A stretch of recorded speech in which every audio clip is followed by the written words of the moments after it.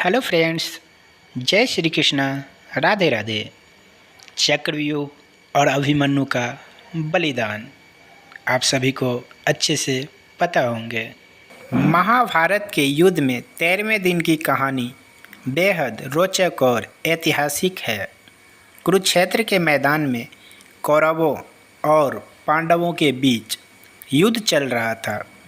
कौरवों की ओर से कर्ण, दुर्योधन, दुशासन और गुरु द्रोणाचार्य सहित कई महान योद्धा थे, जबकि पांडवों की ओर से अर्जुन, भीम, युधिष्ठिर, नकुल, सहदेव और श्री कृष्ण जैसे योद्धा युद्ध में भाग ले रहे थे। कौरवों की ओर से गुरु द्रोणाचार्य सेनापति थे और वे युद्ध की रणनीति में महारथी माने जाते थे। उन्होंने पांडवों को हराने के लिए चक्रव्यूह नामक एक विशेष रणनीति बनाई। चक्रव्यूह एक घुमावदार युद्ध संरचना थी जिसे तोड़ना और इसके अंदर प्रवेश करना अत्यंत कठिन था। केवल कुछ गिने चुने योद्धाओं को ही इसे भेदने का ज्ञान था और अर्जुन इस समय युद्ध के मैदान से दूर थे और पांडव सेना में केवल अभिमन्यु ही थे जिन्हें चक्रव्यूह में प्रवेश करने की कला आती थी, लेकिन उसे तोड़कर बाहर निकलने का ज्ञान उनके पास नहीं था। अभिमन्यु अर्जुन का पुत्र था और उसकी वीरता की कहानियाँ पहले से ही प्रसिद्ध थी। उसने गर्भ में ही चक्रव्यूह की कला सीखी थी। जब उसकी माता सुभद्रा को अर्जुन चक्रव्यूह की रणनीति समझा रहे थे, हालांकि वो पूरी बातें नहीं सुन पाया था क्योंकि सुभद्रा उस समय सो गई थी। फिर भी अभिमन्यु को चक्रव्यूह में प्रवेश करने का तरीका मालूम था, लेकिन उसे तोड़कर बाहर निकलने का ज्ञान अर्जुन ही उसे सिखा पाते, जो उस समय युद्ध के मैदान में मौजूद नहीं थे। मैदान में जब गुरु द्रोणाचार्य ने चक्रव्यूह की रचना की, तब पांडवों के पास इसे तोड़ने का कोई उपाय नहीं था। युधिष्ठिर ने अभिमन्यु से कहा कि केवल वही इस रणनीति को भेद सकता है। अभिमन्यु ने बिना झिझक चक्रव्यूह में प्रवेश करने का निर्णय लिया, यह जानते हुए भी कि उसे बाहर निकलने का ज्ञान नहीं है। यह उसकी वीरता और पांडवों के प्रति निष्ठा का प्रतीक था। अभिमन्यु ने अपने रथ पर सवार होकर अद्वितीय पराक्रम दिखाते हुए चक्रव्यूह में प्रवेश किया।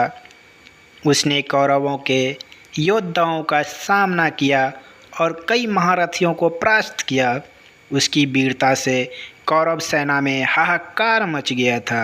वह अकेला ही अनेक महारथियों के सामने डटा रहा और एक के बाद एक दुश्मनों को परास्त करता गया।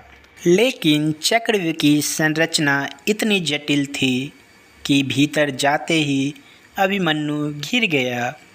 उसे बाहर निकलने का कोई रास्ता नहीं मिला। कौरवों के योद्धाओं ने एक साथ मिलकर उस पर हमला करना शुरू कर दिया।